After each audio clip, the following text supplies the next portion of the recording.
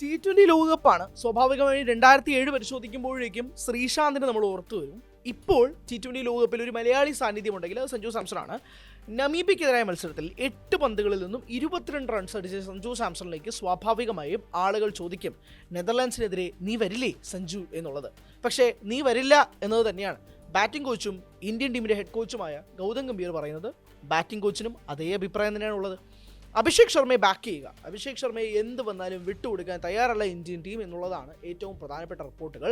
Batting കോച്ചിൻ്റെ തന്നെ അഭിപ്രായങ്ങൾ അല്ലെങ്കിൽ വാക്കുകൾ എടുത്ത് നോക്കിയാൽ പോലും അഭിഷേക് ഗംഭീരമായ പ്ലെയറാണ്. ഉടനെ തന്നെ അദ്ദേഹം തിരിച്ചു വരും. അതിനു വേണ്ടിയിട്ടുള്ള എല്ലാ സജ്ജീകരണങ്ങളും ഒരുങ്ങിക്കഴിഞ്ഞിരിക്കുന്നു. ഇന്ത്യൻ ടീം ശക്തമായിട്ട് തന്നെ നിൽക്കും, അഭിഷേക് ശർമ്മയും അതുപോലെ തന്നെ നിൽക്കും എന്നുള്ളതാണ് ബാറ്റിംഗ് കോച്ചിൻ്റെ വാക്കുകൾ. അപ്പോൾ ഒരു കാര്യം ഉറപ്പിക്കാം മക്കളെ, അതായത് നെതർലൻഡ്സിനെതിരായ ഇന്നത്തെ മത്സരത്തിൽ സഞ്ജു സാംസൺ ഇറങ്ങില്ല, അഭിഷേക് ശർമ്മയ്ക്ക് തന്നെയായിരിക്കും ടീമിൽ സ്ഥാനം കൊടുക്കുക എന്നുള്ളത് സ്വാഭാവികമാണ്. കാരണം ഇന്ത്യ സൂപ്പർ 8ലേക്ക് കടന്നിരിക്കുന്നു. അപ്പോൾ കടന്നിരിക്കുന്നൊരു സമയത്ത് ഇന്ത്യൻ ടീമിലെ പ്രധാനപ്പെട്ട താരങ്ങൾക്കൊക്കെ തന്നെ റെസ്റ്റ് കൊടുത്തിട്ട്, ഇങ്ങനെ വിശ്രമം കൊടുത്തിട്ട് പ്രധാനപ്പെട്ട മറ്റ് താരങ്ങളൊക്കെ തന്നെ ഒന്ന് കളിക്കട്ടെ, അതിനൊരു വേദിയാകുമല്ലോ എന്നുള്ളതാണ്. പക്ഷേ എനിക്ക് അവരോടൊക്കെ പറയാനുള്ളത്, ഇതൊരു ന്യൂസിലൻഡ് പോലത്തെ ഒരു ഏകദിന പരമ്പരയോ അല്ലെങ്കിൽ T20 പരമ്പരയോ അല്ലെങ്കിൽ സാധാരണ ഒരു ബൈലാറ്ററൽ സീരീസോ ഒന്നുമല്ല. ഇത് T20 ലോകകപ്പാണ്. ഇവിടെ ടൂർണമെൻറ്റ് നടക്കുന്നതിനിടയിൽ വിശ്രമം എന്ന് പറയുന്നത് ആന മണ്ടത്തരമാണ്. അതുകൊണ്ട് തന്നെ ഈ ലോകകപ്പിനിടയിൽ സൂപ്പർ 8 ഉറപ്പിച്ചതുകൊണ്ട് നെതർലൻഡ്സിനെതിരായ മത്സരത്തിൽ അഭിഷേക് ശർമ്മ മാറി നിൽക്കണം, അല്ലെങ്കിൽ റിങ്കു സിംഗ് മാറി നിൽക്കണം, അല്ലെങ്കിൽ തിലക് വർമ്മ മാറി നിൽക്കണം എന്നൊക്കെ പറയുന്നതിനോട് ഒരു യോജിപ്പും എനിക്കില്ല. പ്രധാനമായും ഈ പ്ലെയേഴ്സിനൊക്കെ തന്നെ ഫോം തിരികെ കിട്ടുക എന്നത് തന്നെയാണ് ഏറ്റവും പ്രധാനപ്പെട്ട കാര്യം. അതുകൊണ്ട് തന്നെ ഇവരെല്ലാവരും കളിക്കണം. ഇപ്പോൾ പലരും പറയുന്നത് കേട്ടു ജസ്പ്രീത് ബുംറയ്ക്കൊക്കെ റെസ്റ്റ് കൊടുക്കണമെന്നുള്ളത്. ജസ്പ്രീത് ബുംറ മുംബൈ ഇന്ത്യൻസിന് വേണ്ടിയിട്ട് 14 ലീഗ് മത്സരങ്ങൾ കളിക്കുമ്പോൾ ആർക്കും റെസ്റ്റ് വേണ്ട. രാജ്യത്തിന് വേണ്ടി നാഷണൽ ഡ്യൂട്ടിയിൽ 8 മത്സരങ്ങൾ ഒരു ടൂർണമെൻറ്റിൽ കളിക്കുമ്പോഴേക്കും അതിനിടയിൽ റെസ്റ്റ് വേണം അല്ലേ? നടക്കുന്ന പരിപാടിയല്ല. ബുംറയ്ക്കാവട്ടെ നെതർലൻഡ്സിനെതിരായിട്ടുള്ള മത്സരത്തിനാണെങ്കിൽ പോലും ഫോം വീണ്ടെടുക്കുക, അഭിഷേക് ശർമ്മയ്ക്കും ഫോം വീണ്ടെടുക്കുക, ഇത് തന്നെയാണ് ഏറ്റവും പ്രധാനപ്പെട്ട ലക്ഷ്യം. അങ്ങനെ അഭിഷേക് ശർമ്മയ്ക്ക് ഫോം കൊടുത്തുകൊണ്ട് സൂപ്പർ 8ലേക്ക് ഇന്ത്യയെ മാർച്ച് ചെയ്തുകൊണ്ട് പോവുക, ഇതാണ് ഇന്ത്യൻ ടീം മുന്നിൽ കാണുന്ന ലക്ഷ്യം. അതുകൊണ്ട് തന്നെയാണ് നമീബിയയ്ക്ക് സഞ്ജുവിന് കിട്ടിയ അവസരം അവസാനത്തെ അവസരമായി തന്നെ മാറുന്നത്. അതുകൊണ്ട് ഒന്നും നോക്കേണ്ട മക്കളെ, സഞ്ജു ഇറങ്ങില്ല. സഞ്ജു ഇറങ്ങാത്തത് മറ്റൊന്നും കൊണ്ടല്ല, അഭിഷേക് ശർമ്മയ്ക്കോ ഒരാൾക്കോ വിശ്രമം കൊടുക്കാൻ തയ്യാറാകുന്നില്ല. നേരെ മറിച്ച് ഇന്ത്യൻ ടീം വേറെ രീതിയിലാണ് ശ്രദ്ധ പോകുന്നത്. അതായത് കഴിഞ്ഞ മത്സരത്തിൽ കുൽദീപ് യാദവിന് അവസരം കൊടുത്തിരുന്നു. കുൽദീപ് യാദവ് അട്ടർ ഫ്ലോപ്പായിട്ട് കഴിഞ്ഞ മത്സരത്തിൽ മാറി. ഫീൽഡിങ്ങിലും മോശം, ബൗളിങ്ങിലും മോശം. അതുകൊണ്ട് തന്നെ കുൽദീപിനെ പിടിച്ച് മാറ്റിയിട്ട് അർഷ്ദീപ് സിംഗിനെ തിരികെ കൊണ്ടുവരും. അതായത് ഇന്ത്യക്കൊരു ബേസിക് 11 ഉണ്ട്.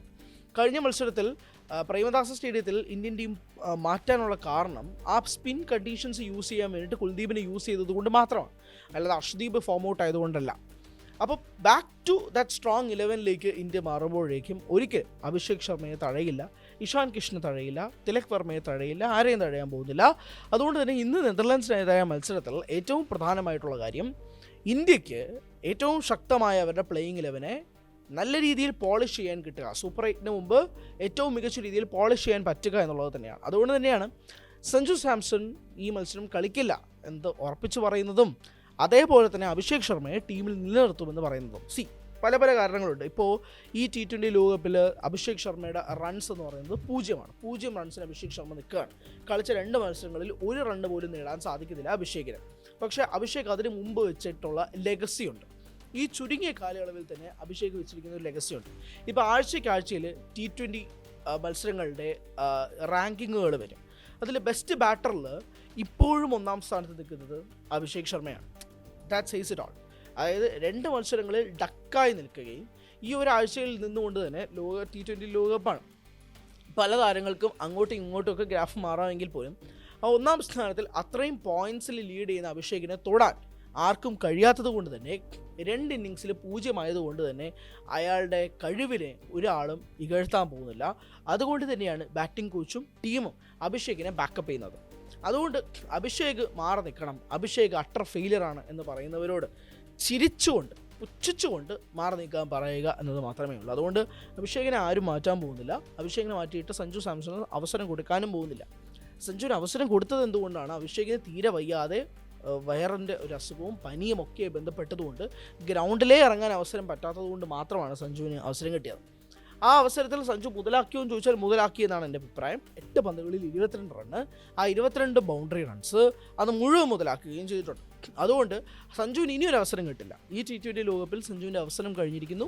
അഭിഷേക് ശർമ്മ ഈ ടീമിൽ തന്നെ ഇടം പിടിക്കും. അതുകൊണ്ട് തന്നെ അവസാന നിമിഷം ഡച്ചിനെതിരെ സഞ്ജുവിന് കളിക്കാൻ പറ്റും എന്നുള്ള ചിന്ത ആർക്കെങ്കിലും ഉണ്ടെങ്കിൽ അത് 8 മടക്കി പോക്കറ്റ് വയ്ക്കാം. അഭിഷേക് ശർമ്മയ്ക്ക് തന്നെയാണ് ഇത്തവണയും അവസരം കിട്ടാൻ പോകുന്നത്. മറ്റൊരു വലിയ പരീക്ഷണത്തിലൊന്നും ഇന്ത്യ ഇറങ്ങുന്നില്ല. സൂപ്പർ 8 മുന്നേ ഏറ്റവും സജ്ജമായ ഇന്ത്യൻ ടീമിനെ ഇറക്കിക്കൊണ്ട് തന്നെ സൂപ്പർ 8ലേക്ക് കടക്കാൻ തന്നെയാണ് ഇന്ത്യയുടെ ചിന്ത. കൂടുതൽ വാർത്തകൾക്ക് News 18 Keralam YouTube channel subscribe ചെയ്യുക.